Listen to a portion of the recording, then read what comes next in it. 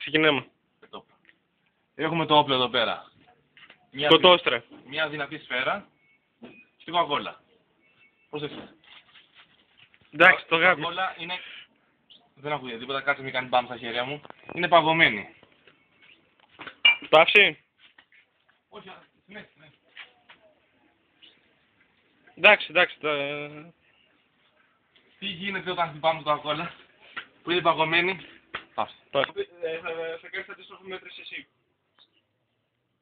3, 2, 1. Πάμε.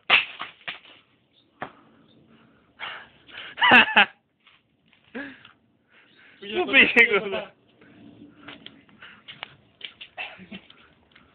Δείξε τι ζηλιά έπαθε. Πω, άνοιξε όλο. Έχει και έξοδο. Ναι, Δεν έχει έξοδο. έχει έξοδο. Εντάξει, δεν. Τώρα πρέπει να μαζέψουμε όλα. Αλλά έσκασε,